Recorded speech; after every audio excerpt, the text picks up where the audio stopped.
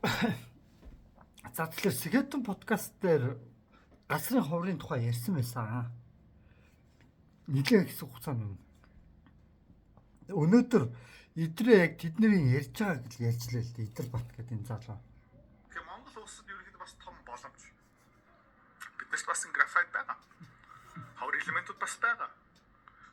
Гэхдээ бид нар одоо юу хийх бэ гэх юм бол энэ саад бишэл болдог эдийн засгийг алдаг хүмүүсийг чимээг болгох хэрэгтэй. Яг гэх юм бол энэ элементүүдийг бид нар олборлож чадаад дэлхийн зах зээл рүү нийлүүлж чадах юм бол Монгол улсын эдийн засаг бүр тесрэх боломж байгаа шүү. За нэг иймэрхүү юм яриад байгаа юм л та. Урд нь оюутлогоо 5-7 тэд нар Монгол улсын эдийн засгийг бас аварнаа тэсэлнэ л гэжсэн. Тийм үү? Сайхан болгоно л гэжсэн. Бүтээгүй. Юу юуны дуганд хөрлөхүү тийм ээ. Шунхаараад л тийм ээ.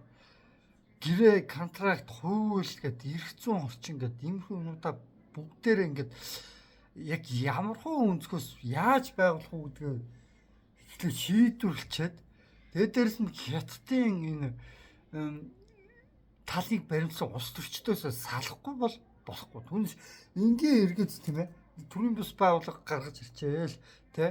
Тэгэл нэг идрээ шиг хүмүүсээр хамаа таглуулаад тий. Тим чимчгүй юу ах вэ?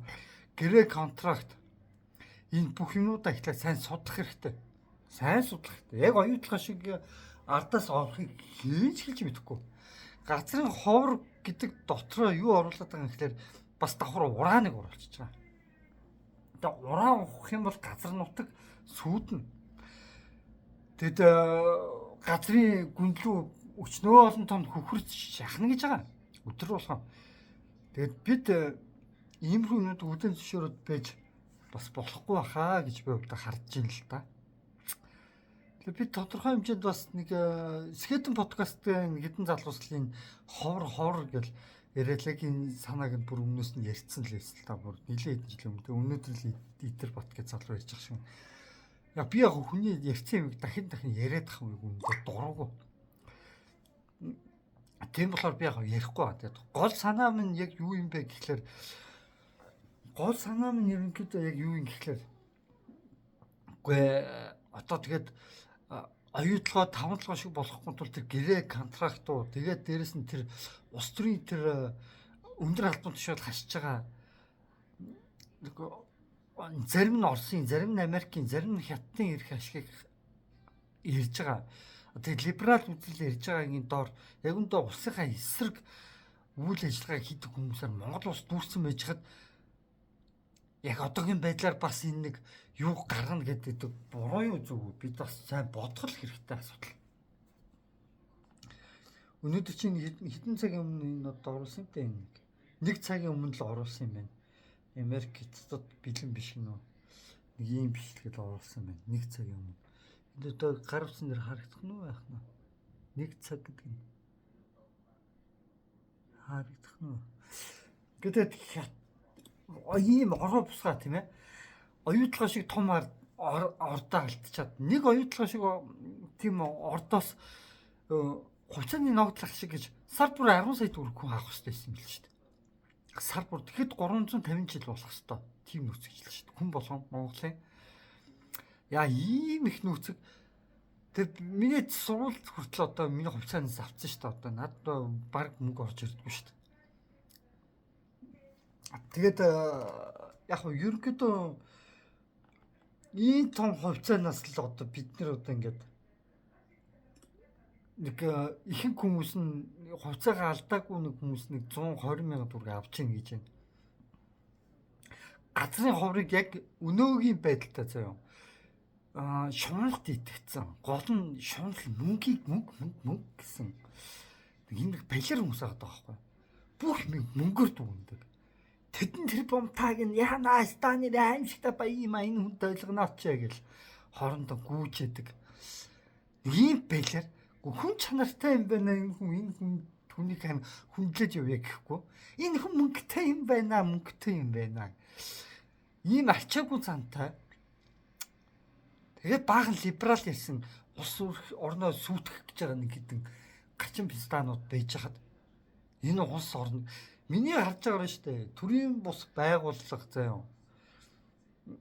Эдэр бат одоо нэг газрын хор элементтэй одоо ухаалахгүй гэсэн төмөр зам руу дайрах гэсэн хүмүүсийг дуугуулах хэрэгтэй л гэж яриад ах шиг байна цаацууд байгаа.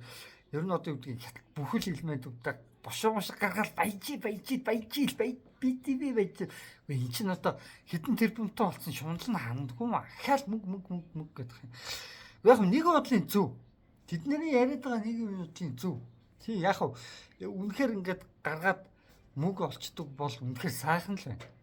Тэр газрын ховроо гаргаад тэгээ яг Америкчуудаа яг зөв утгаар нь гаргаад оюутлахоо шиг ахаад болгочихгүй тэгтэл нөгөө либерал гэсэн хэдийн мэдрэл мунтай нөхдөд байгаа даа.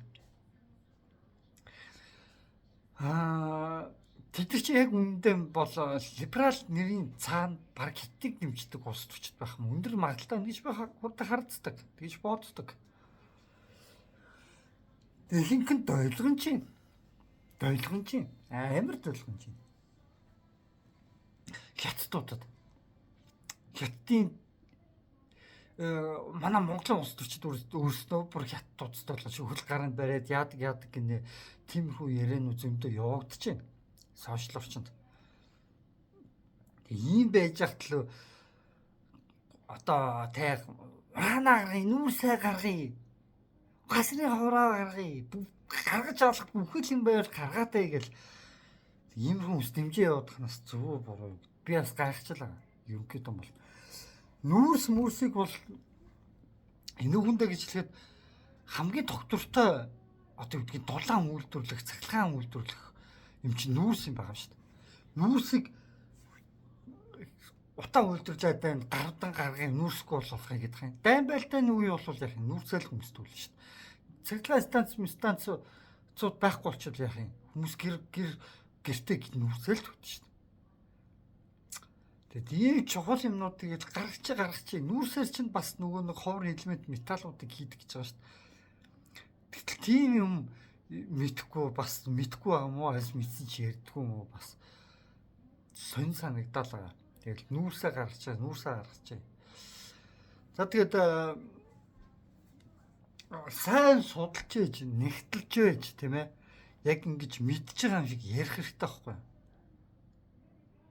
Ирээдүйд юу болохыг хэн ч хэлж мэдэхгүй шүү дээ. Ямар улс төр чинь яаж дунд нь орж түүхийг хэн ч хэлж мэдэхгүй шүү дээ. Гурав бусгай цаг шүү дээ. Тийм үед л бүгдийг мэдж байгаа юм шиг л тийм хүмүүс гарч ирвэл дууг болох хэрэгтэй шин. Цагаат тутгаараа шин. Бараг нөгөө дарангуул үүсгэх гээд байгаа юм уу? Хайшин гэж ботхоор. Сонио хүмүүс шүү нэрээ. Тэгээд би бол хувьдаа яг юу гэж бодож байгаа юм гэхээр эхлээд сайн судалгаатай бид нар болох хэрэгтэй. Яг тэдэн төгрөгийн ашиг иргэдэд унана гэдгийг эхлээд тодорхой болох хэрэгтэй. Гэрээ контрактаа иргэдэд танилцуулах хэрэгтэй. Тэр хууль дүрмээ танилцуулах хэрэгтэй. Хэдэн төгрөгийн амнарт буюу хэдэн төгрөгийн татвар авах гэдгээ танилцуулах хэрэгтэй. Тэг юу ч тодорхой бос үеж ижил байж ах үед л бүх юмыг л нэг урдчлаад мэдж байгаа юм шиг л зан гаргаал хэдэн хүмүүс гарч ирэл те гэдэл одоо гаргачих гэдэг хань бас зөв буруу гэдгээ бас сайн бодох хэрэгтэй гэж би одоо бодож байна. Энэ нэг амраач нь бас нэг ажил олох штеп бас оруулж ирэхийг дэмжин гэдэг нэг векли шоу дээр баг юм яриад байгаа сүнхтэй. Өнөөгөө хин блэ? Сайн зөв хин гэлээ тэр нэг усын хурдан гişүн хин блэ нэг хинийг оруулж ирээд байгаа. Одоо бас 280,000 ажилчаа оруулж ирнэ гэлөө. Би нөгөө мега төслүүдийг ярихаас бүр өмнө л бишээ. Би мега төслүүдийг ярих бүр өмнө нь нөгөө нэг эдрээ дэмжиж ихтгэл би эсрүүцчихсэн шүү дээ. Вэ наа чи чинь мега төслүүдээр дамжаад хятад орж ийна Монгол улсыг дампуур болт юм аа. Асар олон хүмүүс ороод ирнэ гэдээ хэлж яхад л яг одоо л хүмүүс нэг ойлгож штэ. Ухаарж штэ хэдэн сарын дараа. нэг сарын дараа ч юм уу дөнгөж ухаарч ойлгож штэ. Миний хилээд би бүх томчууд руу шеэрлсэн л дээ. Амхандаа чадлаа хараад бүх биш л дээ. Энэ боломжийн хуваараа нэг хідэн харагдсан нэг томчууд руугаа шеэрлсэн бүх биш юм байна. Мэдхгүй зарим тэгээ би хайж болохгүй хүмүүс бас байгаа штэ зөндөө. Тэгээ миний гол юу хэлэх гээд байгаа юм гэхэлэр яг хөө хятадууд тэр тийм ээ тэр юугаа өгөхгүй гэдэг санаа болцгоо.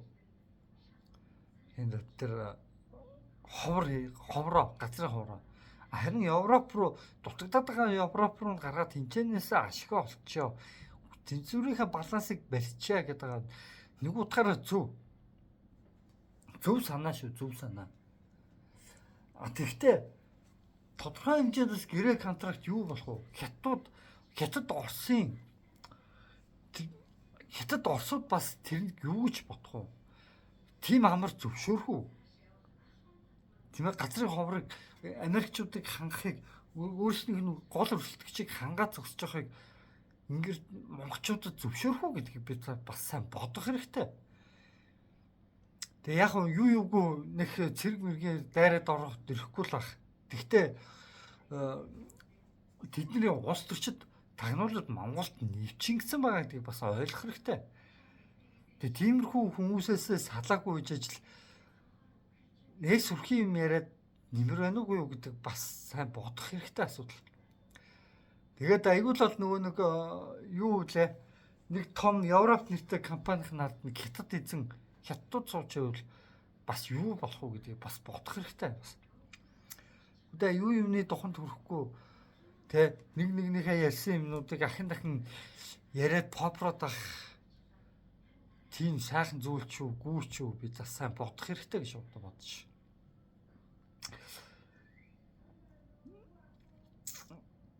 За тэгэхээр яг уу за тэгээд ер нь өнөөдөр чинь 2024 оны 12 сарын 25-ны өдөр 21 цаг 24 минут болж байна. За тэгээд энэ үргээд энэ бичлэг өндөрлөө.